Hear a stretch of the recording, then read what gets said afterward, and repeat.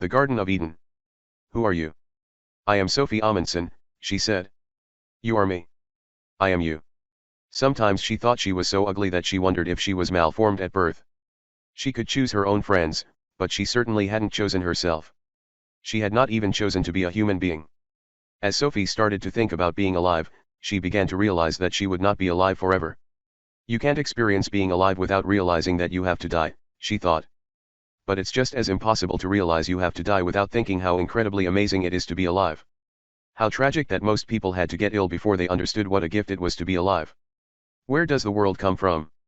It was possible that space had always existed, in which case she would not also need to figure out where it came from. But could anything have always existed? Surely everything that exists must have had a beginning? So space must sometime have been created out of something else. But if space had come from something else, then that something else must also have come from something. At some point, something must have come from nothing. But was that possible? Wasn't that just as impossible as the idea that the world had always existed? They had learned at school that God created the world. She could accept that God had created space, but what about God himself? Had he created himself out of nothing? God had always existed. But she had already rejected that possibility. Everything that existed had to have a beginning. The first problem was who had put the 2 white envelopes in her mailbox. The second was the difficult questions these letters contained.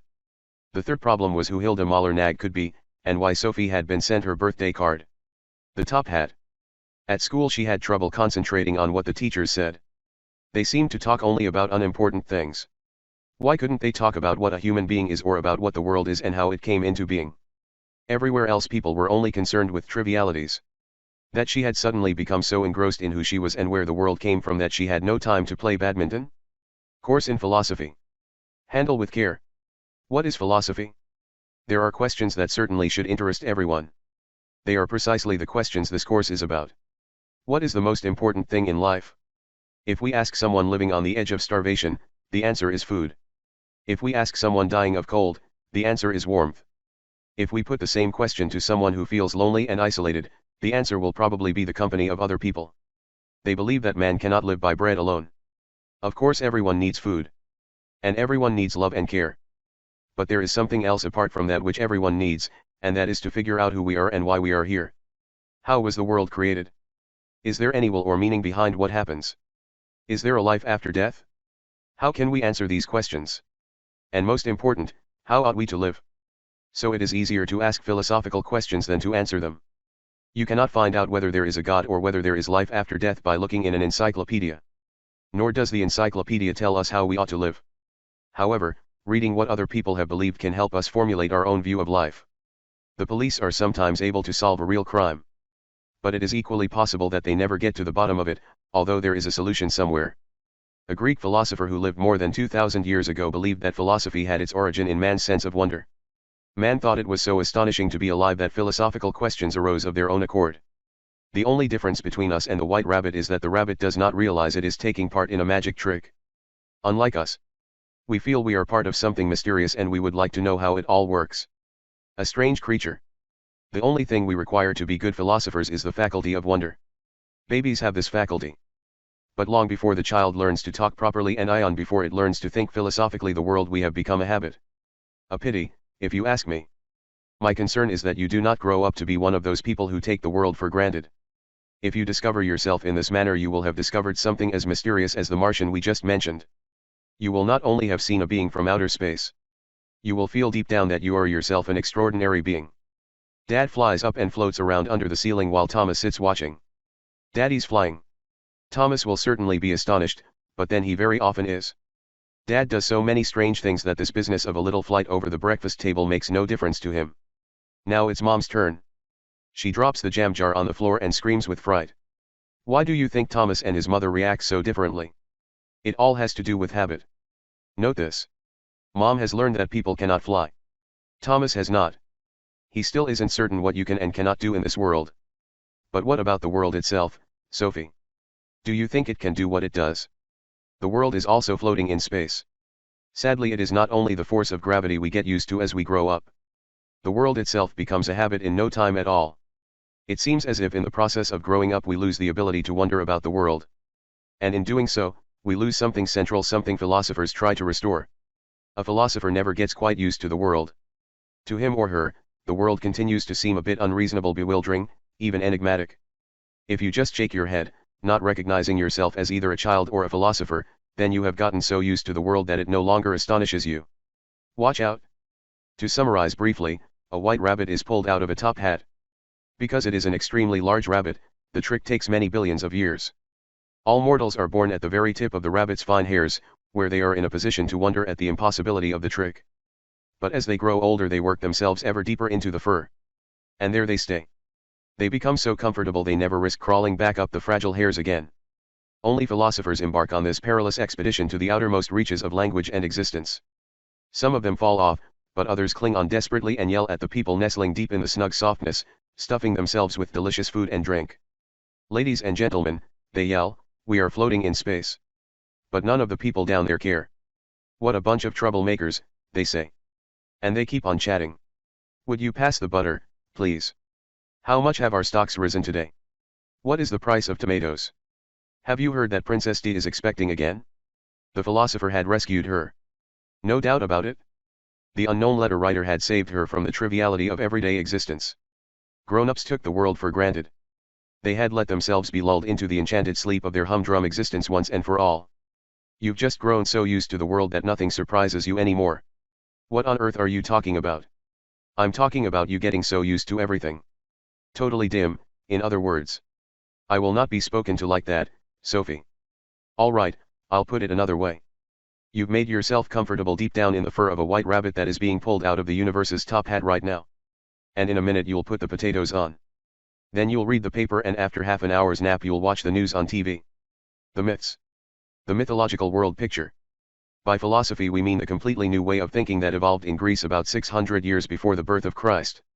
Until that time people had found answers to all their questions in various religions.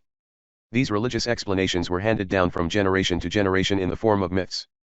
A myth is a story about the gods which sets out to explain why life is as it is. The Greek philosophers attempted to prove that these explanations were not to be trusted. You have probably heard of Thor and his hammer. Before Christianity came to Norway, Thor was worshipped as the god of fertility. The mythological explanation for rain was therefore that Thor was swinging his hammer. The Vikings believed that the inhabited world was an island under constant threat from outside dangers. They called this part of the world Midgard, which means the kingdom in the middle. Within Midgard lay Asgard, the domain of the gods. Outside Midgard was the kingdom of Utgard, the domain of the treacherous giants, who resorted to all kinds of cunning tricks to try and destroy the world. Evil monsters like these are often referred to as the forces of chaos. Not only in Norse mythology but in almost all other cultures, people found that there was a precarious balance between the forces of good and evil. One of the ways in which the giants could destroy Midgard was by abducting Freyja, the goddess of fertility. If they could do this, nothing would grow in the fields and the women would no longer have children.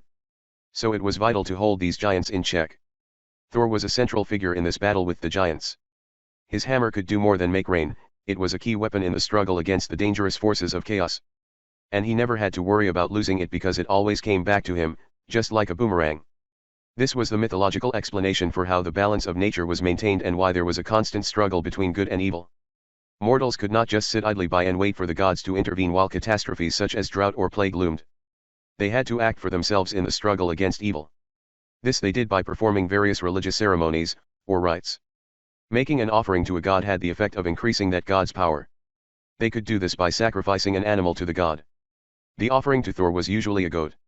Offerings to Odin sometimes took the form of human sacrifices. The Lay of Thrym. It tells how Thor, rising from sleep, finds that his hammer is gone. This makes him so angry that his hands tremble and his beard shakes. Accompanied by his henchman Loki, he goes to Freyja to ask if Loki may borrow her wings so that he can fly to Jotunheim, the land of the giants, and find out if they are the ones who have stolen Thor's hammer.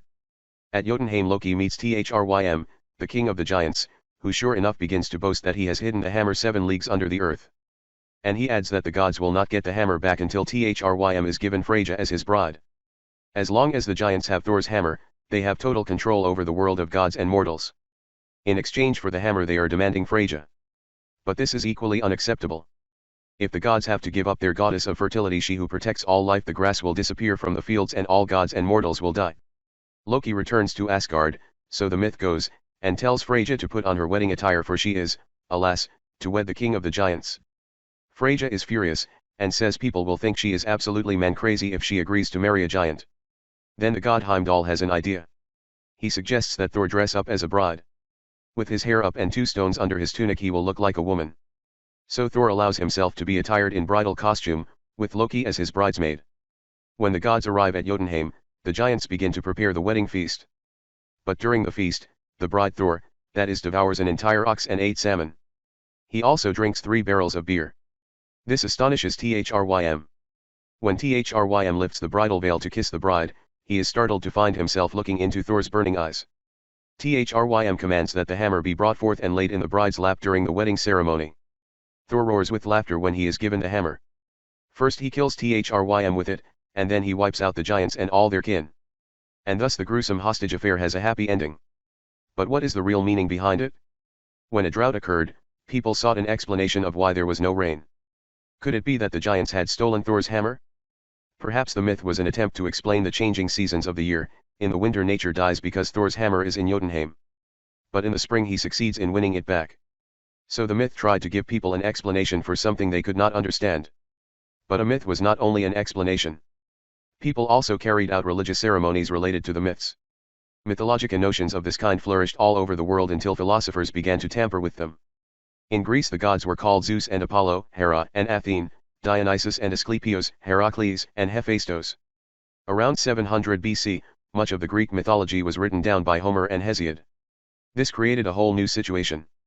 Now that the myths existed in written form, it was possible to discuss them. The earliest Greek philosophers criticized Homer's mythology because the gods resembled mortals too much and were just as egoistic and treacherous.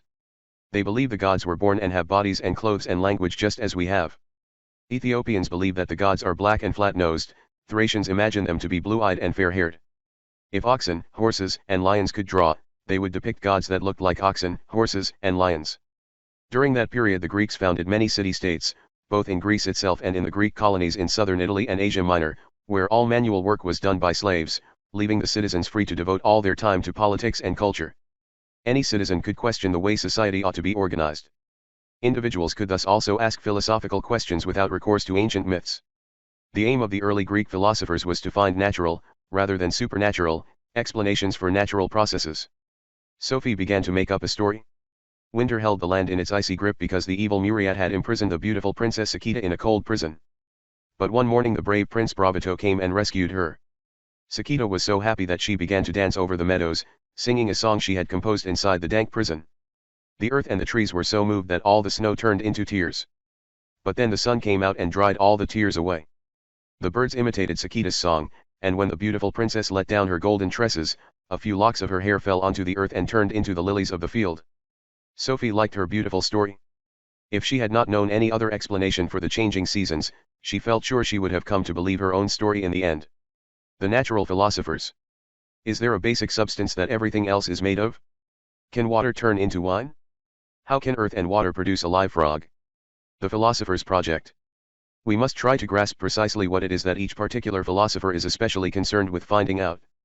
One philosopher might want to know how plants and animals came into being. Another might want to know whether there is a God or whether man has an immortal soul. Once we have determined what a particular philosopher's project is, it is easier to follow his line of thought, since no one philosopher concerns himself with the whole of philosophy. The natural philosophers. The earliest Greek philosophers are sometimes called natural philosophers because they were mainly concerned with the natural world and its processes.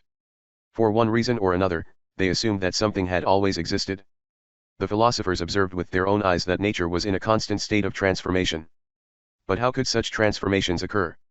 All the earliest philosophers shared the belief that there had to be a certain basic substance at the root of all change. There had to be something that all things came from and returned to. So philosophy gradually liberated itself from religion. We could say that the natural philosophers took the first step in the direction of scientific reasoning. The earliest Greek philosophers' project concerned the question of a basic constituent substance and the changes in nature. 3 philosophers from Miletus. The first philosopher we know of is Thales, who came from Miletus, a Greek colony in Asia Minor. He is said to have calculated the height of a pyramid by measuring its shadow at the precise moment when the length of his own shadow was equal to his height. He is also said to have accurately predicted a solar eclipse in the year 585 BC. Thales thought that the source of all things was water. Thales is also supposed to have said that all things are full of gods. He imagined that the earth was filled with tiny invisible life germs. One thing is certain, he was not talking about Homer's gods. The next philosopher we hear of is Anaximander, who also lived in Miletus at about the same time as Thales. He thought that our world was only one of a myriad of worlds that evolve and dissolve in something he called the boundless. He meant that the substance which is the source of all things had to be something other than the things created. Because all created things are limited, that which comes before and after them must be boundless. A third philosopher from Miletus was Anaximenes, c. 575-26 BC. He thought that the source of all things must be air or vapor. But where does water come from? Anaximenes thought that water was condensed air. We observe that when it rains, water is pressed from the air. Nothing can come from nothing. From about 500 BC. These Eleatics were interested in this question. Parmenides, c. 540-480 BC. Parmenides thought that everything that exists had always existed. He thought that there was no such thing as actual change. Nothing could become anything other than it was. You know the expression, "I'll believe it when I see it." But Parmenides didn't even believe things when he saw them.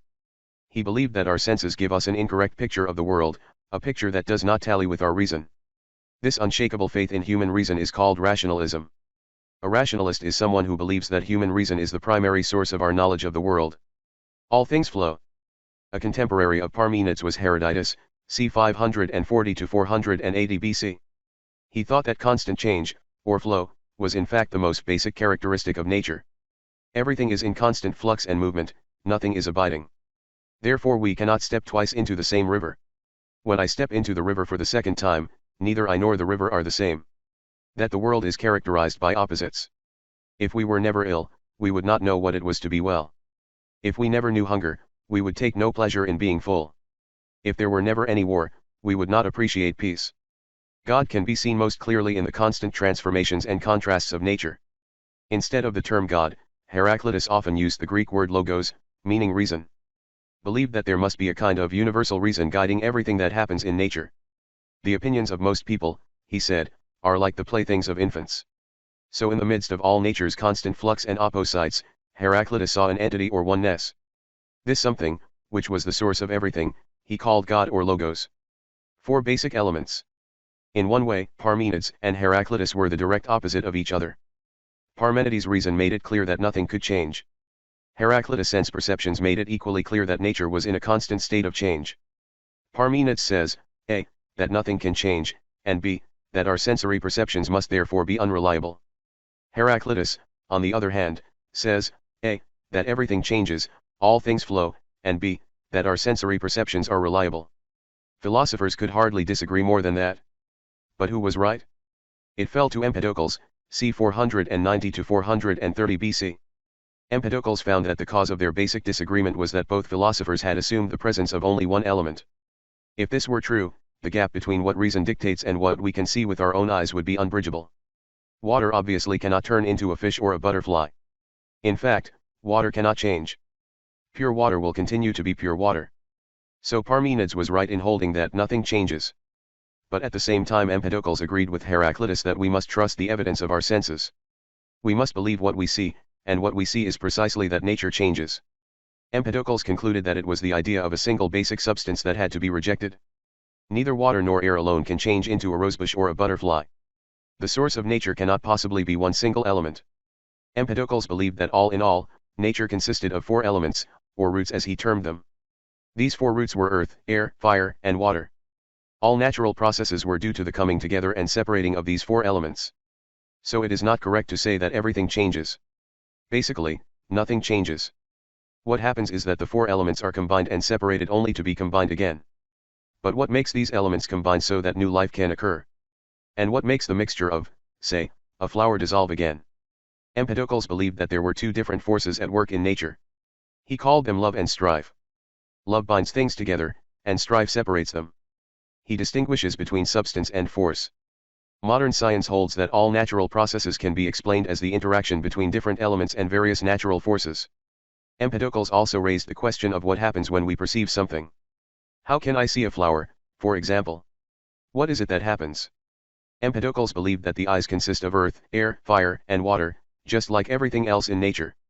So the earth in my eye perceives what is of the earth in my surroundings, the air perceives what is of the air, the fire perceives what is of fire, and the water what is of water. Something of everything in everything. Anaxagoras, 500 to 428 BC. Anaxagoras held that nature is built up of an infinite number of minute particles invisible to the eye. Moreover, everything can be divided into even smaller parts, but even in the minutest parts there are fragments of all other things. If skin and bone are not a transformation of something else, there must also be skin and bone, he thought, in the milk we drink and the food we eat. Every cell of the human body carries a blueprint of the way all the other cells are constructed. So there is something of everything in every single cell.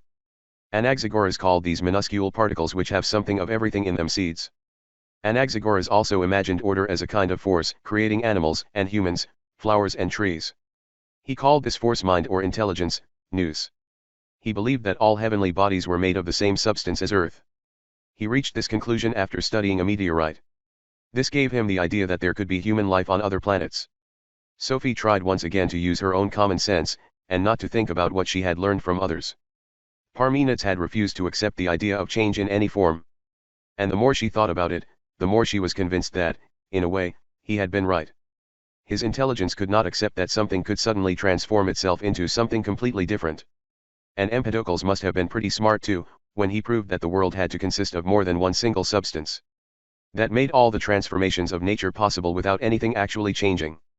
Sophie was not sure whether she really believed that the source of everything actually was earth, air, fire, and water. But after all, what did that matter? In principle, Empedocles was right. The only way we can accept the transformations we can see with our own eyes without losing our reason is to admit the existence of more than one single basic substance. Democritus. Why is Lego the most ingenious toy in the world? The best thing about them was that with Lego she could construct any kind of object. And then she could separate the blocks and construct something new. What more could one ask of a toy? Why did people quit playing when they grew up? The atom theory. Democritus, c. 460 to 370 BC. Democritus agreed with his predecessors that transformations in nature could not be due to the fact that anything actually changed. He therefore assumed that everything was built up of tiny invisible blocks, each of which was eternal and immutable. Democritus called these smallest units atoms. The word atom means uncuttable. For Democritus it was all important to establish that the constituent parts that everything else was composed of could not be divided indefinitely into smaller parts.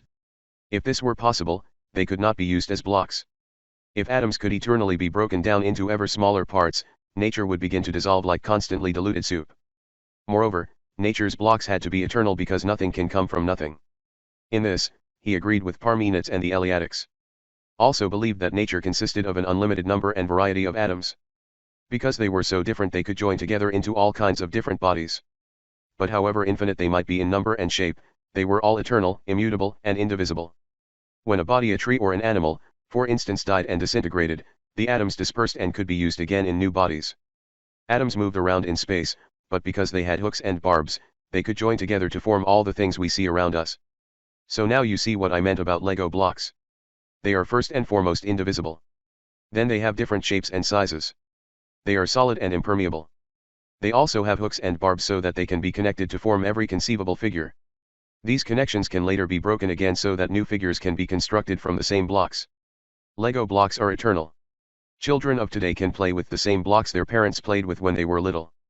Nature really is built up of different atoms that join and separate again. A hydrogen atom in a cell at the end of my nose was once part of an elephant's trunk. A carbon atom in my cardiac muscle was once in the tail of a dinosaur.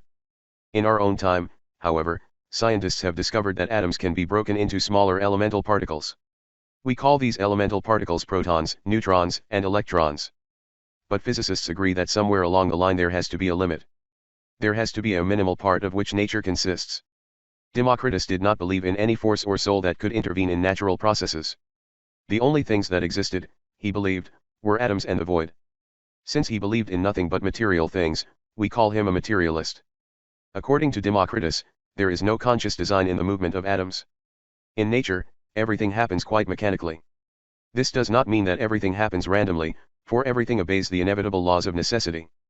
Everything that happens has a natural cause, a cause that is inherent in the thing itself. The atom theory also explains our sense perception, thought Democritus. When we sense something, it is due to the movement of atoms in space. Democritus believed that the soul was made up of special round, smooth soul atoms. When a human being died, the soul atoms flew in all directions, and could then become part of a new soul formation. This meant that human beings had no immortal soul, another belief that many people share today. They believe, like Democritus, that soul is connected with brain, and that we cannot have any form of consciousness once the brain disintegrates. Democritus's atom theory marked the end of Greek natural philosophy for the time being. He agreed with Heraclitus that everything in nature flowed, since storms come and go. But behind everything that flowed there were some eternal and immutable things that did not flow. Democritus called them atoms. He had discovered the real solution to the problem of basic substance and transformation. At the same time Democritus had raised some new questions. He had said that everything happened mechanically. He did not accept that there was any spiritual force in life, unlike Empedocles and Anaxagoras. Democritus also believed that man had no immortal soul. Fate. Do you believe in fate? Is sickness the punishment of the gods? What forces govern the course of history? The idea of free will made Sophie think of something else. Why couldn't she write a letter to him? So she wrote. Her mother was clearly worried. She had started speaking to Sophie in a different tone since the business with the white rabbit and the top hat.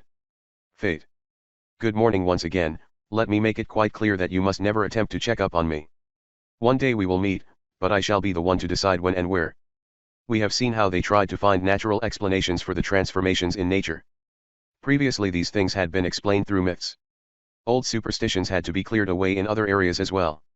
In both these areas the Greeks were great believers in fatalism. Fatalism is the belief that whatever happens is predestined. Here in the Nordic countries we find a strong belief in lagnaten, or fate, in the old Icelandic sagas of the Edda.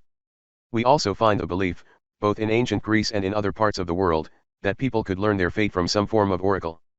The oracle at Delphi.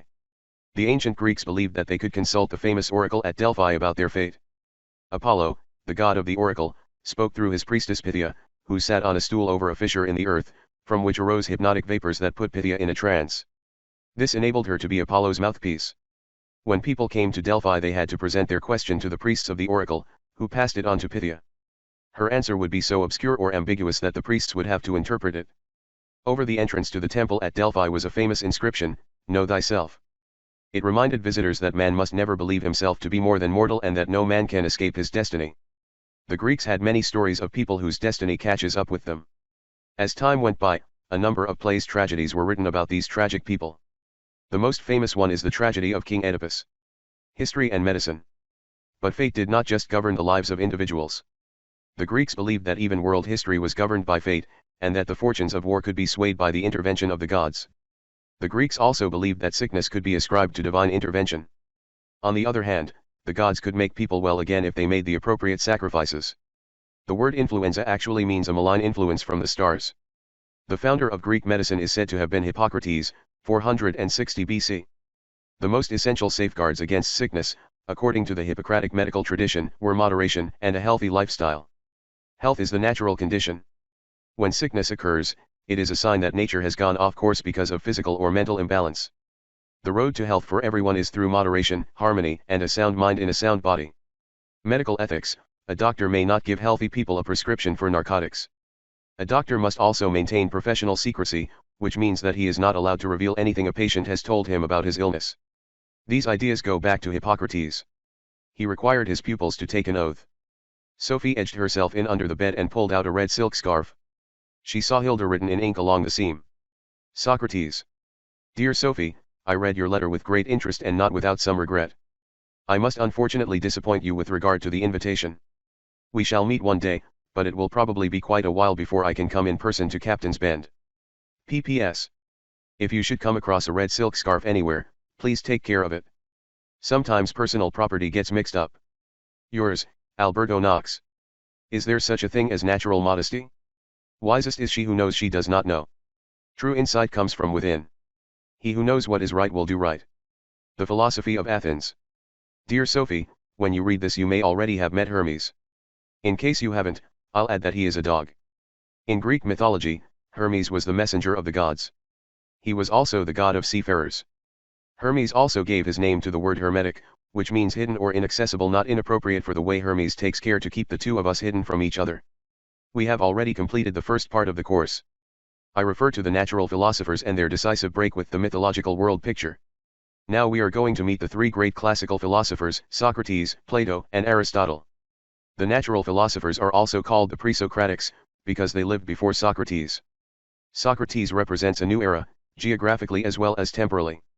He was the first of the great philosophers to be born in Athens. But before we meet Socrates, let us hear a little about the so-called sophists, who dominated the Athenian scene at the time of Socrates. Man at the center. After about 450 BC, Athens was the cultural center of the Greek world. The natural philosophers had been mainly concerned with the nature of the physical world. In Athens, interest was now focused on the individual and the individual's place in society. Gradually a democracy evolved, with popular assemblies and courts of law. In order for democracy to work, people had to be educated enough to take part in the democratic process. A group of itinerant teachers and philosophers from the Greek colonies flocked to Athens. They called themselves sophists. The word sophist means a wise and informed person. In Athens, the sophists made a living out of teaching the citizens for money. They were critical of the traditional mythology. But at the same time the sophists rejected what they regarded as fruitless philosophical speculation. Their opinion was that although answers to philosophical questions may exist, man cannot know the truth about the riddles of nature and of the universe. In philosophy a view like this is called skepticism. Man is the measure of all things, said the sophist Protagoras, c. 485 to 410 BC. By that he meant that the question of whether a thing is right or wrong, good or bad, must always be considered in relation to a person's needs. On being asked whether he believed in the Greek gods, he answered, "The question is complex and life is short." A person who is unable to say categorically whether or not the gods or God exists is called an agnostic. The sophists raised the question of what was natural and what was socially induced. By doing this, they paved the way for social criticism in the city-state of Athens. To someone who has traveled the world, the answer should be simple: it is not natural or innate to be afraid to show yourself naked. Modesty or the lack of it is first and foremost a matter of social convention. Socrates, on the other hand, tried to show that some such norms are in fact absolute and universally valid. Who was Socrates? Socrates, 470 to 399 BC, is possibly the most enigmatic figure in the entire history of philosophy. He never wrote a single line. Yet he is one of the philosophers who has had the greatest influence on European thought, not least because of the dramatic manner of his death. We know for a certainty that he was extremely ugly. He was pot-bellied, and had bulging eyes and a snub nose. But inside he was said to be perfectly delightful. Nevertheless he was sentenced to death for his philosophical activities. The life of Socrates is mainly known to us through the writings of Plato, who was one of his pupils and who became one of the greatest philosophers of all time. Plato wrote a number of dialogues, or dramatized discussions on philosophy, in which he uses Socrates as his principal character and mouthpiece. Exactly the same problem applies to many other historical persons who left no written accounts. The classic example, of course, is Jesus. We cannot be certain that the historical Jesus actually spoke the words that Matthew or Luke ascribed to him. Similarly, what the historical Socrates actually said will always be shrouded in mystery. The art of discourse. The essential nature of Socrates' art lay in the fact that he did not appear to want to instruct people. On the contrary, he gave the impression of one desiring to learn from those he spoke with. So instead of lecturing like a traditional schoolmaster, he discussed. In the course of the discussion he would generally get his opponents to recognize the weakness of their arguments, and, forced into a corner, they would finally be obliged to realize what was right and what was wrong. Socrates, whose mother was a midwife, used to say that his art was like the art of the midwife. She does not herself give birth to the child, but she is there to help during its delivery. Similarly, Socrates saw his task as helping people to give birth to the correct insight, since real understanding must come from within. It cannot be imparted by someone else. And only the understanding that comes from within can lead to true insight. The ability to give birth is a natural characteristic. In the same way, everybody can grasp philosophical truths if they just use their innate reason. Using your innate reason means reaching down inside yourself and using what is there. By playing ignorant, Socrates forced the people he met to use their common sense. Socrates could feign ignorance or pretend to be dumber than he was. We call this Socratic irony. A divine voice. He always said that he had a divine voice inside him. In the year 399 BC he was accused of introducing new gods and corrupting the youth, as well as not believing in the accepted gods. With a slender majority, a jury of 500 found him guilty. He could very likely have appealed for leniency. At least he could have saved his life by agreeing to leave Athens. But had he done this he would not have been Socrates. He valued his conscience and the truth higher than life. He assured the jury that he had only acted in the best interests of the state. He was nevertheless condemned to drink hemlock. Shortly thereafter, he drank the poison in the presence of his friends, and died. I have mentioned Jesus already, and in fact there are several striking parallels between them. Both Jesus and Socrates were enigmatic personalities, also to their contemporaries. Neither of them wrote down their teachings, so we are forced to rely on the picture we have of them from their disciples. But we do know that they were both masters of the art of discourse. And not least, they both believed that they spoke on behalf of something greater than themselves. They challenged the power of the community by criticizing all forms of injustice and corruption. And finally, their activities cost them their lives. They could certainly both have saved themselves by appealing for mercy, but they both felt they had a mission that would have been betrayed unless they kept faith to the bitter end. And by meeting their death so bravely, they commanded an enormous following, also after they had died. A joker in Athens. Socrates lived at the same time as the Sophists. Like them, he was more concerned with man and his place in society than with the forces of nature. As a Roman philosopher, Cicero said of him a few hundred years later, Socrates called philosophy down from the sky and established her in the towns and introduced her into homes and forced her to investigate life, ethics, good and evil. Unlike the Sophists, he did not teach for money. No, Socrates called himself a philosopher in the true sense of the word. A philosopher really means one who loves wisdom. A philosopher knows that in reality he knows very little. That is why he constantly strives to achieve true insight. Socrates was one of these rare people. He knew that he knew nothing about life and about the world. And now comes the important part, it troubled him that he knew so little. Wisest is she who knows she does not know, I said previously. Socrates himself said, one thing only I know, and that is that I know nothing.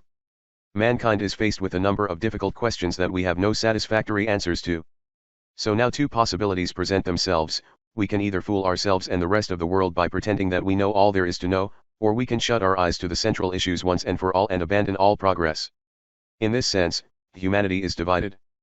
People are, generally speaking, either dead certain or totally indifferent. Both types are crawling around deep down in the rabbit's fur. Socrates was this joker in Athens. He was neither certain nor indifferent. All he knew was that he knew nothing, and it troubled him. So he became a philosopher, someone who does not give up but tirelessly pursues his quest for truth. Socrates felt that it was necessary to establish a solid foundation for our knowledge. He believed that this foundation lay in man's reason. With his unshakable faith in human reason, he was decidedly a rationalist.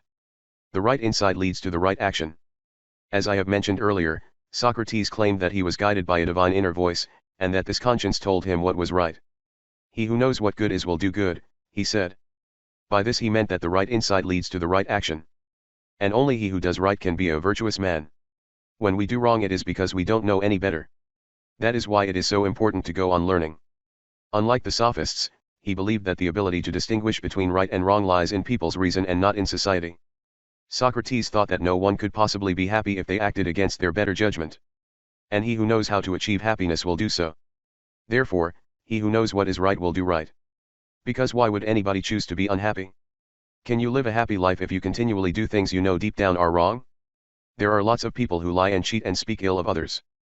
Are they aware that these things are not right or fair, if you prefer? Do you think these people are happy? Socrates didn't. We don't learn anything there. The difference between school teachers and philosophers is that school teachers think they know a lot of stuff that they try to force down our throats. Philosophers try to figure things out together with the pupils. Athens. There she found a thick package beside the big cookie tin. It was a video cassette. She ran back to the house. A videotape.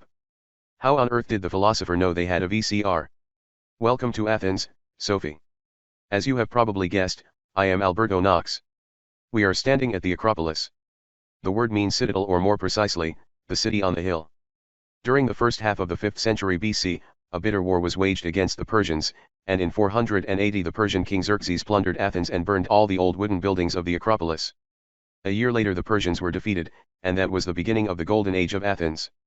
The Acropolis was rebuilt prouder and more magnificent than ever, and now purely as a sacred shrine. Behind me you can see the biggest temple, the Parthenon, which means the Virgin's place. It was built in honor of Athene, the patron goddess of Athens. There you can see the old Dionysus Theatre, continued the man in the beret. It is probably the very oldest theatre in Europe. This is where the great tragedies of Aeschylus, Sophocles, and Euripides were performed during the time of Socrates. I referred earlier to the ill-fated King Oedipus. The best-known writer of comedies was Aristophanes, who also wrote a spiteful comedy about Socrates as the buffoon of Athens.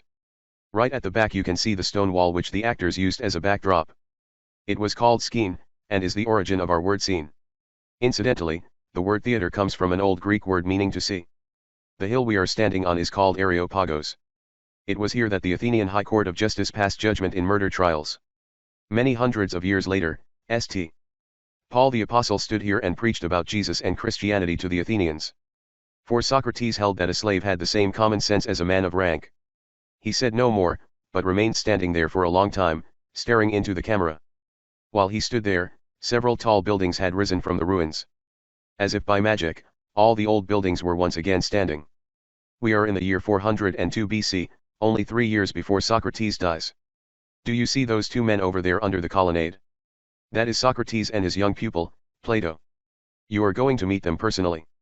Welcome to Athens, Sophie. My name is Plato and I am going to give you 4 tasks. First, you must think over how a baker can bake 50 absolutely identical cookies. Then you can ask yourself why all horses are the same. Next, you must decide whether you think that man has an immortal soul. And finally, you must say whether men and women are equally sensible. Good luck. Then she sank onto the bed, exhausted, and fell asleep. Plato. Plato's Academy. Plato, 428 to 347 BC, was 29 years old when Socrates drank the hemlock. To Plato, the death of Socrates was a striking example of the conflict that can exist between society as it really is and the true or ideal society. Plato's first deed as a philosopher was to publish Socrates' Apology, an account of his plea to the large jury. Plato wrote a collection of epistles and about 25 philosophical dialogues.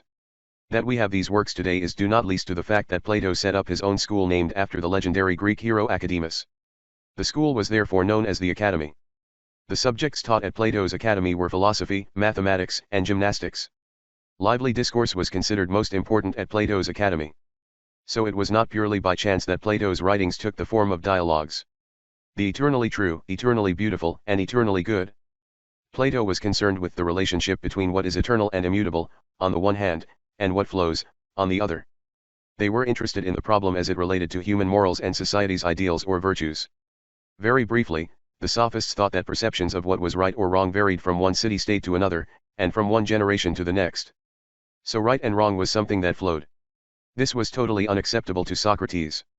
He believed in the existence of eternal and absolute rules for what was right or wrong. By using our common sense we can all arrive at these immutable norms, since human reason is in fact eternal and immutable. He tried to grasp a reality that was eternal and immutable. And to be quite frank, that is precisely what we need philosophers for. We do not need them to choose a beauty queen or the day's bargain in tomatoes. This is why they are often unpopular. Philosophers will try to ignore highly topical affairs and instead try to draw people's attention to what is eternally true, eternally beautiful, and eternally good. The world of ideas. Both Empedocles and Democritus had drawn attention to the fact that although in the natural world everything flows, there must nevertheless be something that never changes, the 4 roots, or the atoms. Plato agreed with the proposition as such but in quite a different way. Plato believed that everything tangible in nature flows. So there are no substances that do not dissolve. Absolutely everything that belongs to the material world is made of a material that time can erode, but everything is made after a timeless mold or form that is eternal and immutable.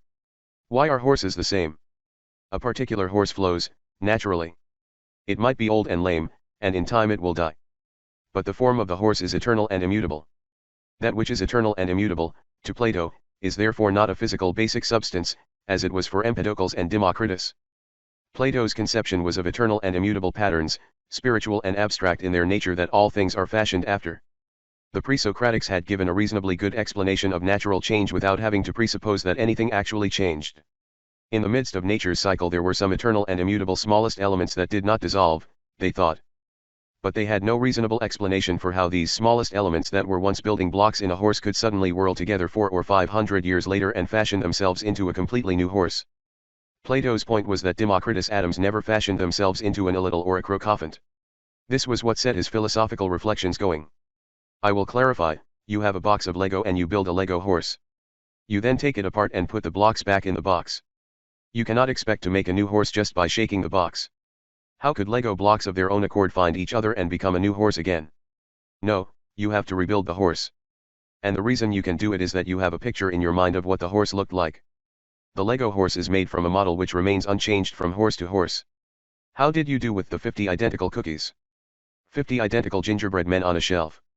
It might well be that one of them has an arm missing, another has lost a bit of its head, and a third has a funny bump on its stomach. But after careful thought, you would nevertheless conclude that all gingerbread men have something in common. Although none of them is perfect, you would suspect that they had a common origin. You would realize that all the cookies were formed in the same mold. You are now seized by the irresistible desire to see this mold. Because clearly, the mold itself must be utter perfection and in a sense, more beautiful in comparison with these crude copies. He was astonished at the way all natural phenomena could be so alike, and he concluded that it had to be because there are a limited number of forms behind everything we see around us. Plato called these forms ideas. Behind every horse, pig, or human being, there is the idea horse, idea pig, and idea human being. Plato came to the conclusion that there must be a reality behind the material world. He called this reality the world of ideas. It contained the eternal and immutable patterns behind the various phenomena we come across in nature. This remarkable view is known as Plato's theory of ideas. True knowledge. Did he really believe that forms like these actually existed in a completely different reality? He probably didn't believe it literally in the same way for all his life, but in some of his dialogues that is certainly how he means to be understood. Plato believed that everything we see around us in nature, everything tangible, can be likened to a soap bubble, since nothing that exists in the world of the senses is lasting.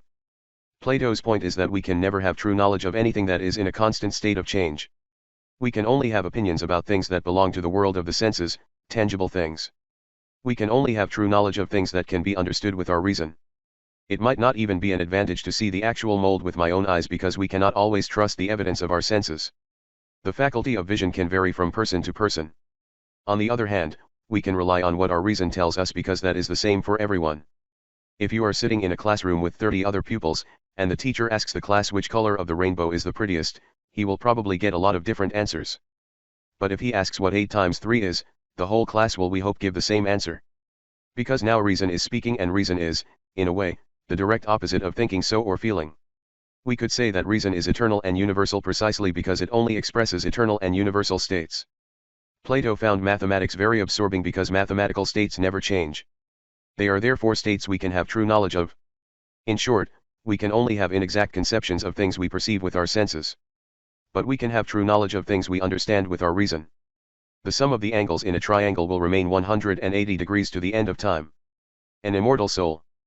Plato believed that reality is divided into 2 regions.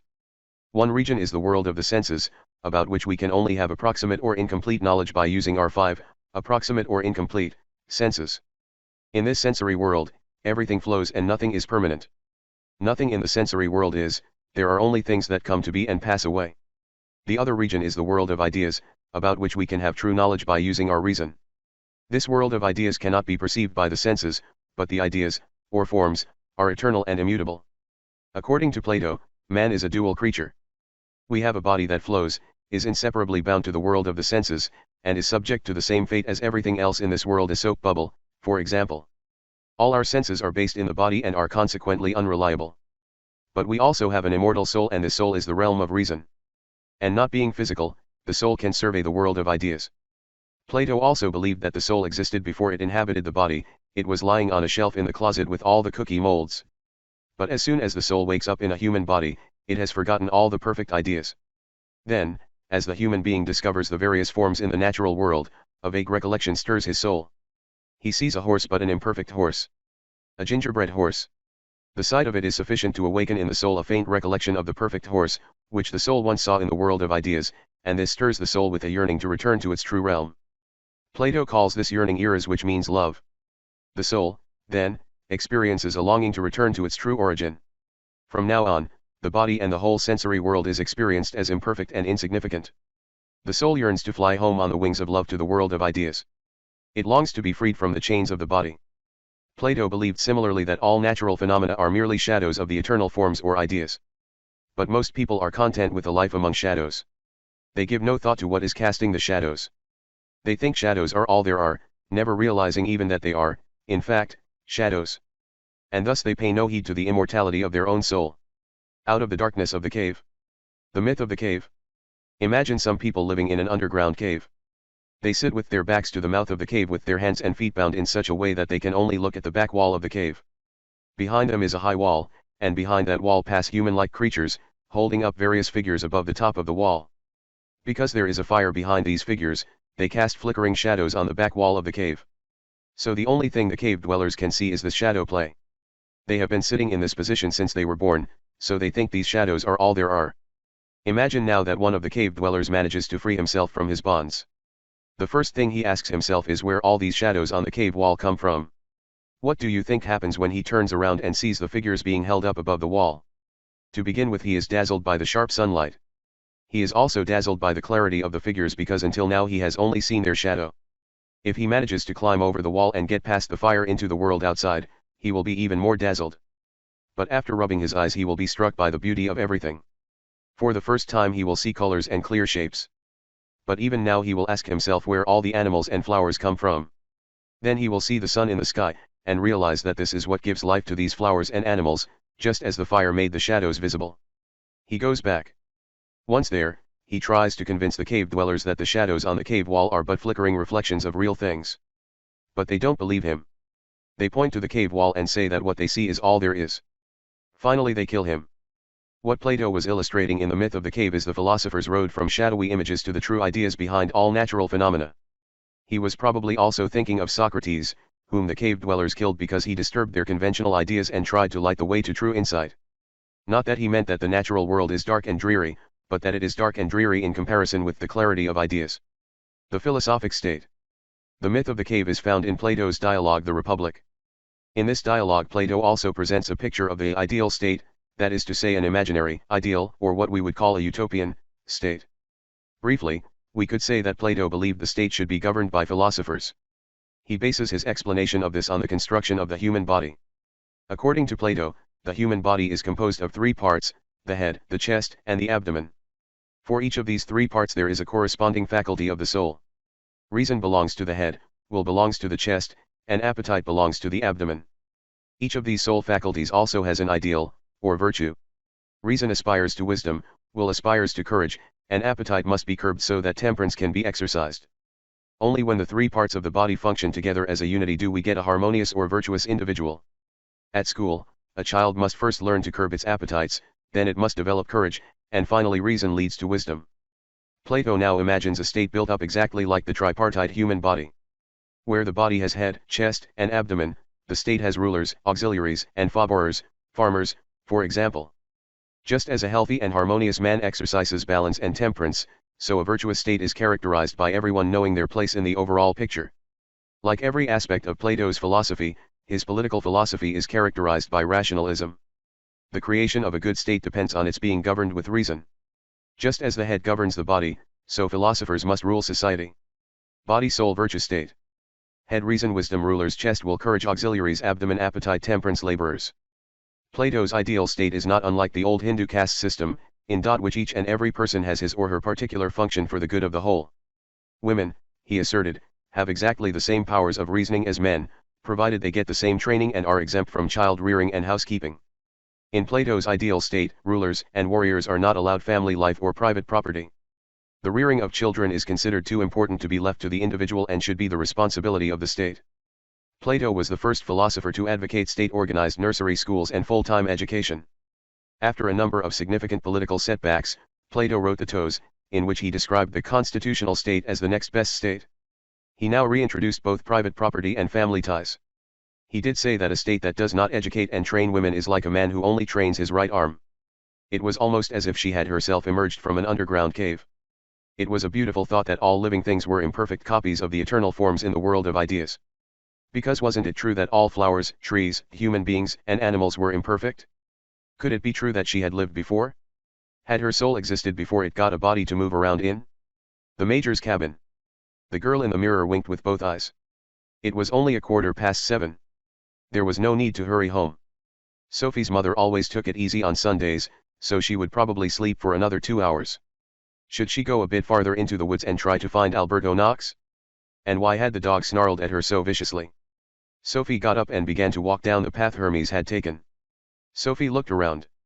Whatever she did, it would be impossible to get around the lake to the red cabin without getting her shoes soaked. She went resolutely over to the boat and pushed it into the water.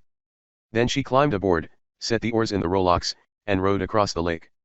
Sophie went up to the door and knocked. She waited a while but nobody answered. She tried the handle cautiously, and the door opened. Back in the living room, Sophie stood in front of the mirror. Sophie began to make faces at herself like she did at home in the bathroom. Her reflection did exactly the same, which was only to be expected. But all of a sudden something scary happened. Just once in the space of a split second Sophie saw quite clearly that the girl in the mirror winked with both eyes. Sophie started back in fright. If she herself had winked, how could she have seen the other girl wink? Sophie felt her heart beating, and at the same time she heard a dog barking in the distance. Hermes. She had to get out of here at once. Then she noticed a green wallet on the chest of drawers under the mirror. It contained a 100-crown note, a 50, and a school ID card. It showed a picture of a girl with fair hair. Under the picture was the girl's name, Hilda Mollernag. As she hurried past the table, she noticed a white envelope between all the books and the pile of paper. It had one word written on it, Sophie. Before she had time to realize what she was doing, she grabbed the envelope and stuffed it into the brown envelope with the Play-Doh pages. Then she rushed out of the door and slammed it behind her. The barking was getting closer. But worst of all was that the boat was gone. With the big envelope in her hand, she plunged into the bushes behind the cabin.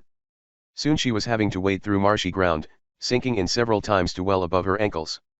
How could she have been so stupid? The philosophy teacher had probably reached the lake by now. He would need the boat to get home. Sophie felt almost like a criminal. But she hadn't done it on purpose. Sophie drew the note out of the envelope. It said, "What came first, the chicken or the idea chicken? Are we born with innate ideas?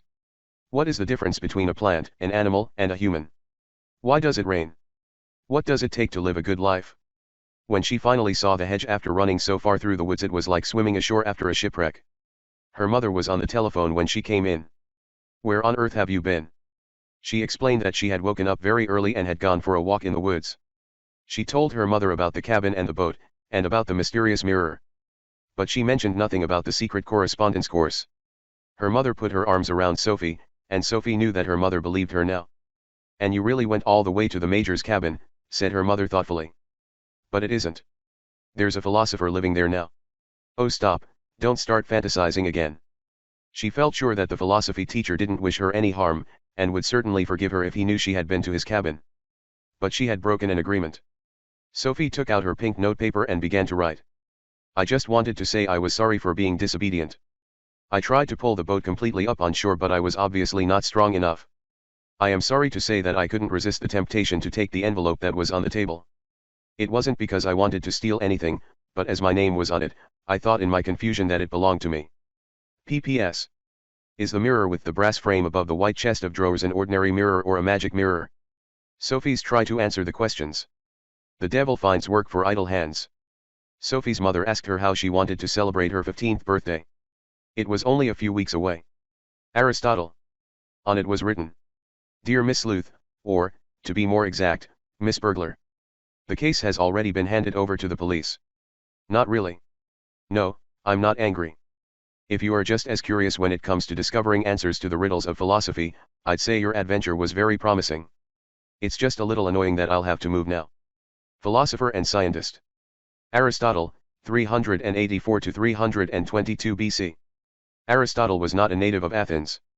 He was born in Macedonia and came to Plato's academy when Plato was 61. He was Europe's first great biologist. Plato was so engrossed in his eternal forms, or ideas, that he took very little notice of the changes in nature. Aristotle, on the other hand, was preoccupied with just these changes, or with what we nowadays describe as natural processes. To exaggerate even more, we could say that Plato turned his back on the sensory world and shut his eyes to everything we see around us. He wanted to escape from the cave and look out over the eternal world of ideas. Aristotle did the opposite. He got down on all fours and studied frogs and fish, anemones and poppies. While Plato used his reason, Aristotle used his senses as well. The significance of Aristotle in European culture is due not least to the fact that he created the terminology that scientists use today. No innate ideas. Plato furthermore held that ideas were more real than all the phenomena of nature. First came the idea horse, then came all the sensory world's horses trotting along like shadows on a cave wall. The idea chicken came before both the chicken and the egg. He agreed with his teacher that the particular horse flows and that no horse lives forever. He also agreed that the actual form of the horse is eternal and immutable. But the idea horse was simply a concept that we humans had formed after seeing a certain number of horses. The idea or form horse thus had no existence of its own. To Aristotle, the idea or the form horse was made up of the horse's characteristics which define what we today call the horse species. To be more precise, by form horse, Aristotle meant that which is common to all horses. And here the metaphor of the gingerbread mold does not hold up, because the mold exists independently of the particular gingerbread cookies. To Aristotle the forms were in the things, because they were the particular characteristics of these things. So Aristotle disagreed with Plato that the idea chicken came before the chicken. What Aristotle called the form chicken is present in every single chicken as the chicken's particular set characteristics. For one, that it lays eggs. The real chicken and the formed chicken are thus just as inseparable as body and soul. It was equally apparent to Aristotle that the highest degree of reality is that which we perceive with our senses. Plato thought that all the things we see in the natural world were purely reflections of things that existed in the higher reality of the world of ideas and thereby in the human soul. Aristotle thought the opposite, things that are in the human soul were purely reflections of natural objects. So nature is the real world. Aristotle held that Plato was thus doubling the number of things. He explained a horse by referring to the idea horse. Aristotle held that all our thoughts and ideas have come into our consciousness through what we have heard and seen. But we also have an innate power of reason.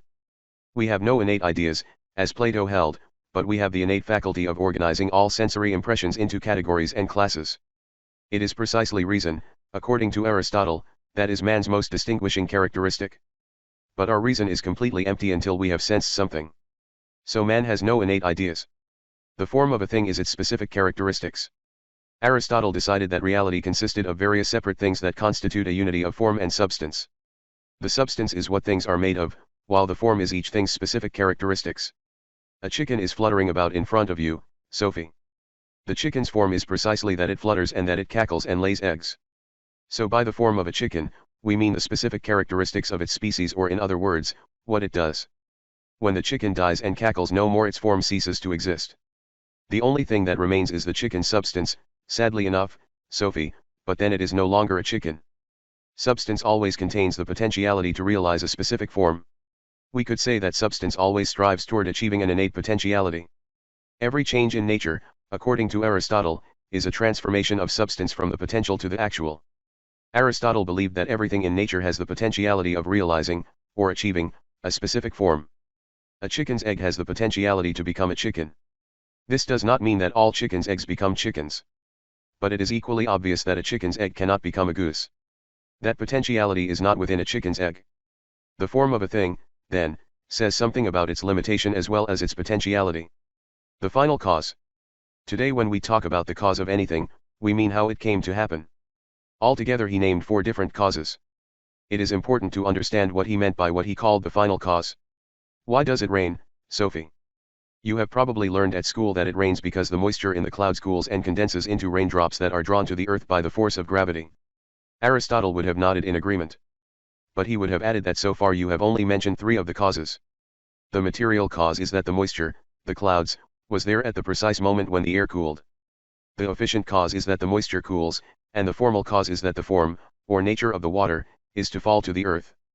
But if you stop there, Aristotle would add that it rains because plants and animals need rainwater in order to grow. This he called the final cause. Aristotle assigns the raindrops a life task, or purpose. Aristotle believed that there is a purpose behind everything in nature. It rains so that plants can grow, oranges and grapes grow so that people can eat them. The raindrops and the waters of the river have no interest in our welfare. Logic. The distinction between form and substance. I see a horse, then I see another horse, and another. The horses are not exactly alike, but they have something in common, and this common something is the horse's form. Whatever might be distinctive, or individual, belongs to the horse's substance. When Sophie Amundsen tidies up her room, she puts her books on the bookshelf, her school books in her school bag, and her magazines in the drawer. He tried to show that everything in nature belongs to different categories and subcategories. Hermes is a live creature, more specifically an animal, more specifically a vertebrate, more specifically a mammal, more specifically a dog, more specifically a Labrador, more specifically a male Labrador. Is it concrete? Yes. Mineral? No. Is it alive? Yes. Vegetable? No. Animal? Yes. Is it a bird? No. Is it a mammal? Yes. Is it the whole animal? Yes. Is it a cat? Yes. Is it fluffy? Yeah. Laughter. So Aristotle invented that game. We ought to give Plato the credit for having invented hide and seek. Democritus has already been credited with having invented Lego. He founded the science of logic. Nature's scale. He points out that everything in the natural world can be divided into 2 main categories. On the one hand there are non-living things, such as stones, drops of water, or clumps of soil. These things have no potentiality for change. According to Aristotle, non-living things can only change through external influence. Only living things have the potentiality for change. Aristotle divides living things into two different categories. One comprises plants, and the other creatures. Finally, these creatures can also be divided into two subcategories, namely animals and humans. When Aristotle divides natural phenomena into various categories, is based on what it can do or what it does. All living things, plants, animals, humans, have the ability to absorb nourishment, to grow, and to propagate. All living creatures, animals and humans, have in addition the ability to perceive the world around them and to move about. Moreover, all humans have the ability to think or otherwise to order their perceptions into various categories and classes. Man grows and absorbs nourishment like plants, he has feelings and the ability to move like animals, but he also has a specific characteristic peculiar to humans, and that is the ability to think rationally. Therefore, man has a spark of divine reason. From time to time Aristotle reminds us that there must be a God who started all movement in the natural world. Therefore God must be at the very top of nature's scale. Aristotle imagined the movement of the stars and the planets guiding all movement on earth. But there had to be something causing the heavenly bodies to move. Aristotle called this the first mover, or God. The first mover is itself at rest, but it is the formal cause of the movement of the heavenly bodies, and thus of all movement in nature. Ethics. Man's form comprises a soul. How should we live? What does it require to live a good life? His answer: man can only achieve happiness by using all his abilities and capabilities. 3 forms of happiness. The first form of happiness is a life of pleasure and enjoyment. The second form of happiness is a life as a free and responsible citizen. The third form of happiness is a life as thinker and philosopher. He rejected all forms of imbalance. Golden mean. We must be neither cowardly nor rash, but courageous. Too little courage is cowardice, too much is rashness. It is dangerous to eat too little, but also dangerous to eat too much. Only by exercising balance and temperance will I achieve a happy or harmonious life. Politics. He says that man is by nature a political animal. Without a society around us, we are not real people. He pointed out that the family and the village satisfy our primary needs of food, warmth, marriage, and child rearing. But the highest form of human fellowship is only to be found in the state. 3 good forms of constitution. 1 is monarchy, or kingship, which means there is only one head of state. For this type of constitution to be good, it must not degenerate into tyranny, that is, when one ruler governs the state to his own advantage. Another good form of constitution is aristocracy, in which there is a larger or smaller group of rulers. This constitutional form must beware of degenerating into an oligarchy when the government is run by a few people. The third polity, which means democracy. But democracy can quickly develop into mob rule. Even if the tyrannic Hitler had not become head of state in Germany, all the lesser Nazis could have formed a terrifying mob rule. Views on women. A woman was an unfinished man. In reproduction, woman is passive and receptive whilst man is active and productive, for the child inherits only the male characteristics, claimed Aristotle. He believed that all the child's characteristics lay complete in the male sperm. The woman was the soil, receiving and bringing forth the seed, whilst the man was the sower. Or, in Aristotelian language, the man provides the form and the woman contributes the substance. It shows how wrong things can go when men are allowed to reign supreme in the fields of philosophy and science. Aristotle's erroneous view held sway throughout the Middle Ages. The Church thus inherited a view of women that is entirely without foundation in the Bible. Jesus was certainly no woman-hater. From now on things would be kept neat. And she didn't only mean in her room. After reading Aristotle, she realized it was just as important to keep her ideas orderly. People live on this planet so that someone can go around giving names to everything. A human is a thinking animal. If you don't think, you're not really a human. Imagine if there were only vegetables and animals. Then there wouldn't have been anybody to tell the difference between cat and dog, or lily and gooseberry. Vegetables and animals are living too, but we are the only creatures that can categorize nature into different groups and classes. Hellenism. Suddenly she noticed a photograph lying on the sidewalk. To Hilda Mahler Nag, C/O Sophie Amundsen, it had a Norwegian stamp. The card read, "Dear Hilda, I assume you are still celebrating your 15th birthday. P.S.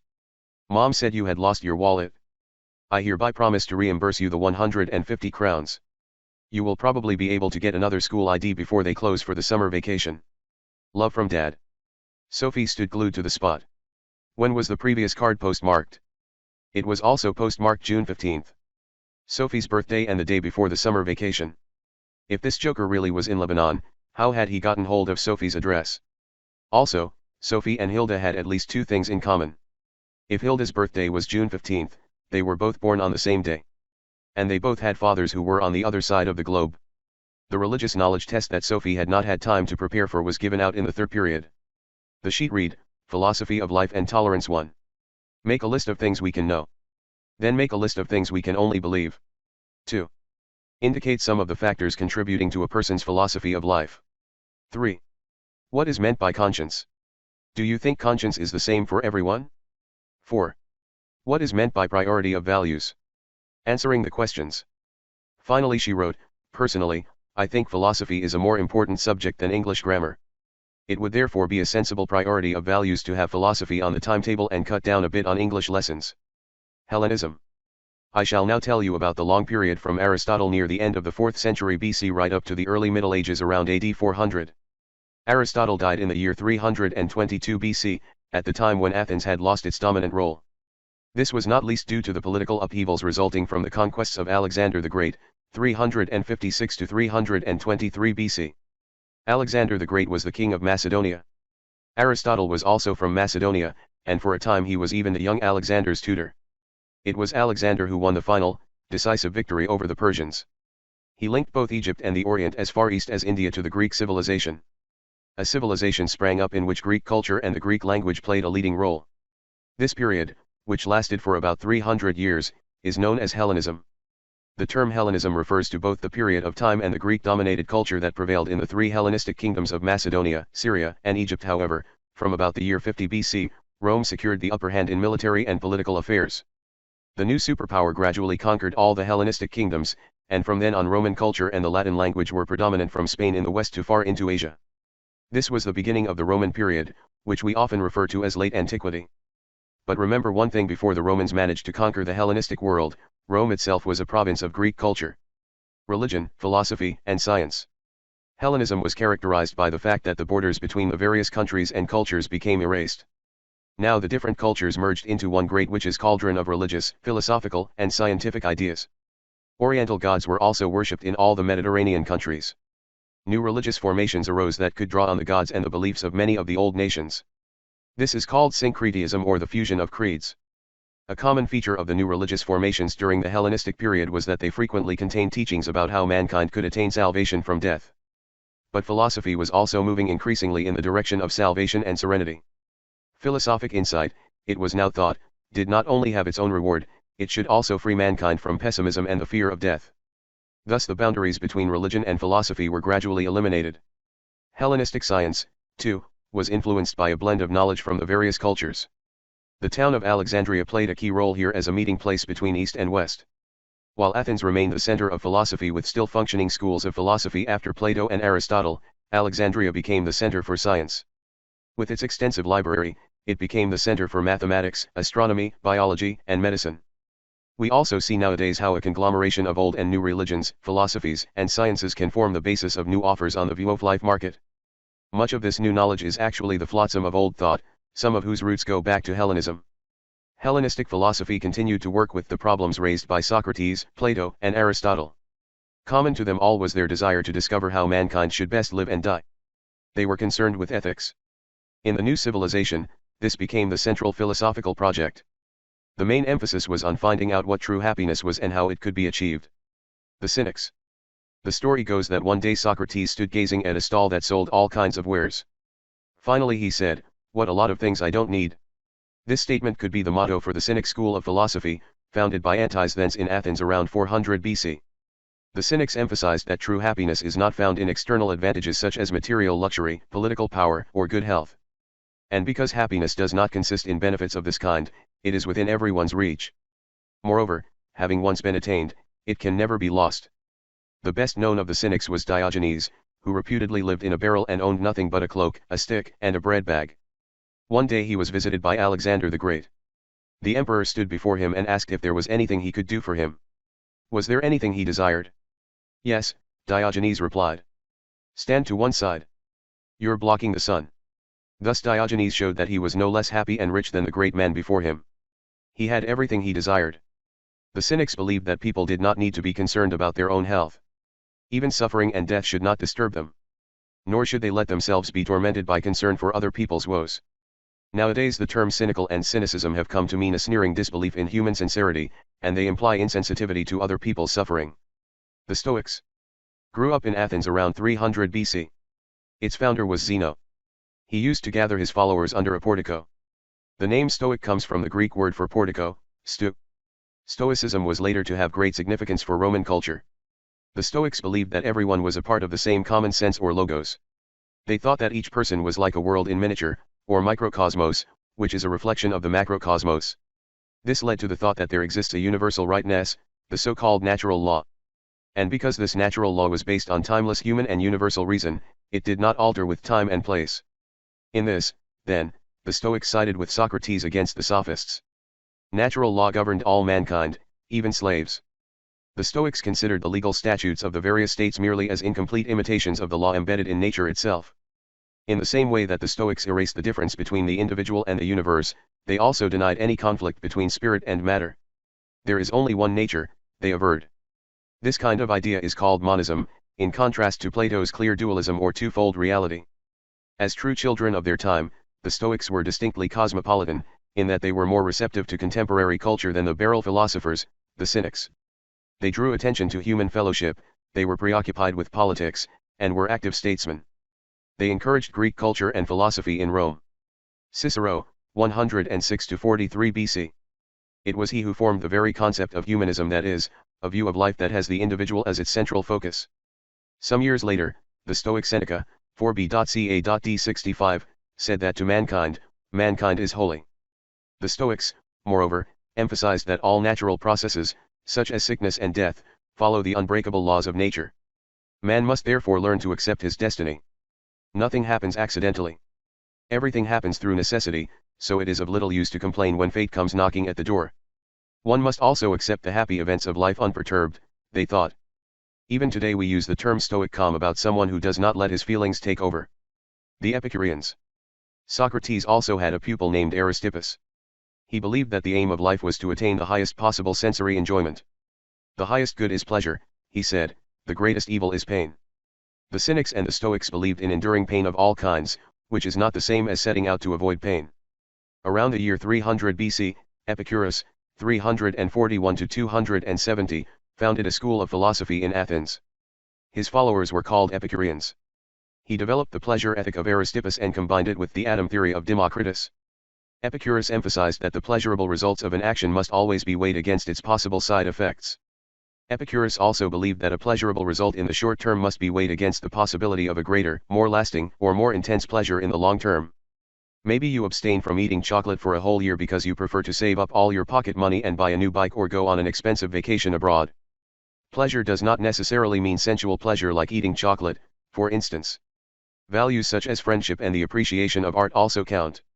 Moreover, the enjoyment of life required the old Greek ideals of self-control, temperance, and serenity. Desire must be curbed, and serenity will help us to endure pain. Fear of the gods brought many people to the garden of Epicurus. In this connection, the atom theory of Democritus was a useful cure for religious superstitions. In order to live a good life, it is not unimportant to overcome the fear of death.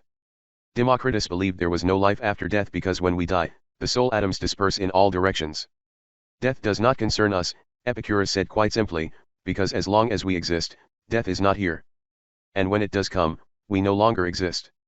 Liberating philosophy with the four medicinal herbs, the gods are not to be feared. Death is nothing to worry about. Good is easy to attain. The fearful is easy to endure. The Epicureans showed little or no interest in politics and the community. Live in seclusion. After Epicurus, many Epicureans developed an overemphasis on self-indulgence. Their motto was live for the moment. The word Epicurean is used in a negative sense nowadays to describe someone who lives only for pleasure. Neoplatonism.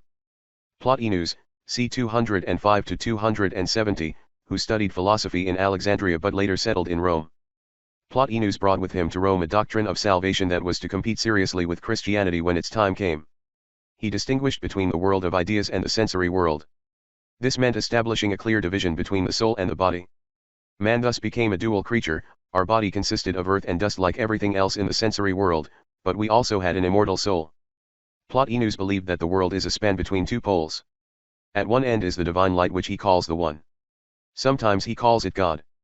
At the other end is absolute darkness, which receives none of the light from the One. But Plotinus's point is that this darkness actually has no existence. It is simply the absence of light. In other words, it is not. All that exists is God, or the One, but in the same way that a beam of light grows progressively dimmer and is gradually extinguished, there is somewhere a point that the divine glow cannot reach. According to Plotinus, the soul is illuminated by the light from the One, while matter is the darkness that has no real existence. But the forms in nature have a faint glow of the One. Imagine now that reality is a bonfire. That which is burning is God and the darkness beyond is the cold matter that man and animals are made of. Closest to God are the eternal ideas which are the primal forms of all creatures. The human soul, above all, is a spark from the fire. Yet everywhere in nature some of the divine light is shining. I am saying that there is something of the divine mystery in everything that exists. We are closest to God in our own soul. Only there can we become one with the great mystery of life.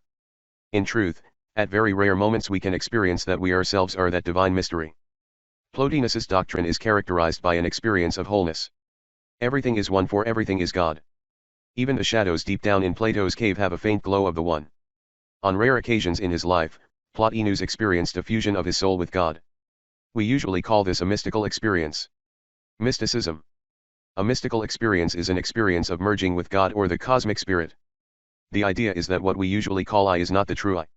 In short glimpses we can experience an identification with a greater I. Some mystics call it God. When the fusion happens, the mystic feels that he is losing himself, he disappears into God or is lost in God. When I was, God was not. When God is, I am no more. The mystic may have to seek the path of purification and enlightenment to his meeting with God. Swami Vivekananda, just as certain world religions say that people who do not believe in a personal God outside themselves are atheists, we say that a person who does not believe in himself is an atheist. Not believing in the splendor of one's own soul is what we call atheism. Love thy neighbor as thyself because you are your neighbor. It is an illusion that makes you think that your neighbor is someone other than yourself. The postcards. As they walked home after school, Joanna suddenly exclaimed, "Let's go camping." Sophie's immediate reaction was that she couldn't be away from the house for long. But then she said, "Sure, why not?" They intended to make for Grouse Top. She thought that Grouse Top must be pretty close to the Major's cabin. They were soon standing at the edge of the small lake. Sophie gazed at the cabin across the water. When they reached the opposite bank, Sophie made sure they drew the boat well up on land. The two friends sneaked inside. They only had time to see that the cabin was deserted before the match went out. Actually, darkness has no existence of its own. It's only a lack of light. Joanna suddenly discovered something lying on the floor in the corner. It was a small box. Joanna picked it up. "Postcards," she said. "They are all postmarked in Lebanon," Joanna discovered. Joanna Reed, Hilda Mahler Nag, C/O Alberto Knox, Lillesand, Norway. April 28. May 4th. May 6th. May 9th. They were stamped a few days ago. All the postmarks are Norwegian. When they had read 6 cards, there was only one left. It read, "P.S. Someday you will meet a girl called Sophie. To give you both a chance to get to know more about each other before you meet, I have begun sending her copies of all the cards I send to you. I expect she will soon begin to catch on, Hilda. As yet she knows no more than you. She has a girlfriend called Joanna. Maybe sight can be of help?" When was the last card stamped? May 16, she said. That's today. But how could they know we would come here on this particular day? I think it has something to do with the brass mirror. We must just take the mirror with us. After breakfast they folded up the tent and set off for home. Sophie carried the large mirror under her arm. The shots they heard came from innocent fireworks celebrating the national holiday. The last thing Sophie did on May 17th was to hang the large mirror on the wall in her room. 2 cultures. I thought you would return to the Major's cabin, that's why I left all the cards from Hilda's father there. In this chapter we will see how Christianity gradually began to permeate the Greco-Roman world. Jesus was a Jew, and the Jews belonged to Semitic culture. The Greeks and the Romans belonged to Indo-European culture. European civilization has its roots in both cultures. The Indo-Europeans. By Indo-European we mean all the nations and cultures that use Indo-European languages. Most Indian and Iranian languages belong to the Indo-European family of languages. About 4,000 years ago, the primitive Indo-Europeans lived in areas bordering on the Black Sea and the Caspian Sea. They began to wander southeast into Iran and India, southwest to Greece, Italy, and Spain, westward through Central Europe to France and Britain, northwestward to Scandinavia and northward to Eastern Europe and Russia. The culture of the Indo-Europeans was influenced most of all by their belief in many gods. This is called polytheism. Example, the ancient Indians worshipped the celestial god Dios, which in Sanskrit means the sky, day, heaven/heaven. In Greek this god is called Zeus, in Latin, Jupiter, actually Eye of Pater, or Father Heaven, and in Old Norse, Tyr. So the names Dios, Zeus, love, and Tyr are dialectal variants of the same word. Another word for God is Deva in Sanskrit, Klaeva in Persian, Deus in Latin and Tiver in Old Norse. In Viking times, fertility gods, such as Njord, Freyr, and Freyja. These gods were referred to by a special collective name, Vanur, a word that is related to the Latin name for the goddess of fertility, Venus. Sanskrit has the related word van slash, which means desire. In snow rise stories of the Old Norse gods, some of the myths are similar to the myths of India. We can see these traces most clearly in myths about immortal potions and the struggles of the gods against the monsters of chaos. A typical likeness is the way the world is seen as being the subject of a drama in which the forces of good and evil confront each other in a relentless struggle. The Indo-Europeans sought insight into the history of the world. We can even trace a particular word for insight or knowledge from one culture to another all over the Indo-European world. In Sanskrit it is vidya. The word is identical to the Greek word idea, which was so important in Plato's philosophy. From Latin, we have the word video, but on Roman ground the word simply means to see. For us, I see can mean I understand. In English we know the words wise and wisdom in German, wissen, to know. Norwegian has the word viden, which has the same root as the Indian word vidya, the Greek idea, and the Latin video.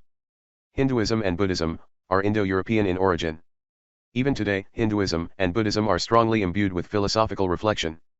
Not infrequently we find in Hinduism and Buddhism an emphasis on the fact that the deity is present in all things, pantheism, and that man can become one with God through religious insight. Plot enus, to achieve this requires the practice of deep self-communion or meditation. Therefore in the Orient, passivity and seclusion can be religious ideals. In ancient Greece, too, there were many people who believed in an ascetic, or religiously secluded, way of life for the salvation of the soul. Similarly, the transmigration of the soul, or the cycle of rebirth, is a fundamental belief in many Indo-European cultures. For more than 2,500 years, the ultimate purpose of life for every Indian has been the release from the cycle of rebirth. Plato also believed in the transmigration of the soul. The Semites. They belong to a completely different culture with a completely different language. The Semites originated in the Arabian Peninsula, but they also migrated to different parts of the world. The Jews lived far from their home for more than 2,000 years. All three Western religions, Judaism, Christianity, and Islam, share a Semitic background. The Muslims' holy scripture, the Quran, and the Old Testament were both written in the Semitic family of languages. One of the Old Testament words for God has the same semantic root as the Muslim Allah. The word Allah means, quite simply, God. When we get to Christianity the picture becomes more complicated. Christianity also has a Semitic background, but the New Testament was written in Greek, and when the Christian theology or creed was formulated, it was influenced by Greek and Latin, and thus also by Hellenistic philosophy. The Indo-Europeans believed in many different gods. It was just as characteristic for the Semites that from earliest times they were united in their belief in one God. This is called monotheism. Judaism, Christianity, and Islam all share the same fundamental idea that there is only one God. The Semites also had in common a linear view of history. In other words, history was seen as an ongoing line. In the beginning God created the world and that was the beginning of history. But one day history will end and that will be Judgment Day, when God judges the living and the dead. The belief is that God intervenes in the course of history, even that history exists in order that God may manifest his will in the world, just as he once led Abraham to the promised land, he leads mankind's steps through history to the day of judgment. When that day comes, all evil in the world will be destroyed. Even today the city of Jerusalem is a significant religious center for Jews, Christians, and Muslims alike. The city comprises prominent, Jewish, synagogues, Christian, churches, and, Islamic, mosques. May the UN one day succeed in making Jerusalem a holy shrine for all three religions. We shall not go any further into this more practical part of our philosophy course for the moment. We will leave it entirely to Hilda's father. If you are beginning to see some connection, that's quite as it should be. We said that the most important of the senses for Indo-Europeans was sight. How important hearing was to the Semitic cultures is just as interesting. Hear, O Israel. In the Old Testament we read how the people heard the word of the Lord, and the Jewish prophets usually began their sermons with the words, "Thus spake Jehovah, God." Hearing the word of God is also emphasized in Christianity. The religious ceremonies of Christianity, Judaism, and Islam are all characterized by reading aloud or reciting. I also mentioned that the Indo-Europeans always made pictorial representations or sculptures of their gods. It was just as characteristic for the Semites that they never did. They were not supposed to create pictures or sculptures of God or the deity. The Old Testament commands that the people shall not make any image of God. This is still law today both for Judaism and Islam. But the Christian churches are full of pictures of Jesus and God. This is just one example of how Christendom was influenced by the Greco-Roman world. In the Greek Orthodox Church, that is, in Greece and in Russia, graven images, or sculptures and crucifixes, from Bible stories are still forbidden. In contrast to the great religions of the Orient, the three Western religions emphasize that there is a distance between God and His creation. The purpose is not to be released from the cycle of rebirth, but to be redeemed from sin and blame. Moreover, religious life is characterized more by prayer, sermons, and the study of the scriptures than by self-communion and meditation. Israel. Quick summary of Christianity's Jewish background. It all began when God created the world. You can read how that happened on the very first page of the Bible. Then mankind began to rebel against God. Their punishment was not only that Adam and Eve were driven from the Garden of Eden, death also came into the world. Man's disobedience to God is a theme that runs right through the Bible. If we go further on in the book of Genesis, we read about the flood and Noah's ark. Then we read that God made a covenant with Abraham and his seed. This covenant or pact was that Abraham and all his seed would keep the Lord's commandments. In exchange, God promised to protect all the children of Abraham. This covenant was renewed when Moses was given the 10 Commandments on Mount Sinai around the year 1200 BC. At that time the Israelites had long been held as slaves in Egypt, but with God's help they were led back to the land of Israel. About 1000 years before Christ, and therefore long before there was anything called Greek philosophy, we hear of 3 great kings of Israel. The first was Saul, then came David, and after him came Solomon. Now all the Israelites were united in one kingdom, and under King David, especially, they experienced a period of political, military, and cultural glory. When kings were chosen, they were anointed by the people. They thus received the title Messiah, which means the Anointed One. The king could therefore also be called the Son of God, and the country could be called the Kingdom of God.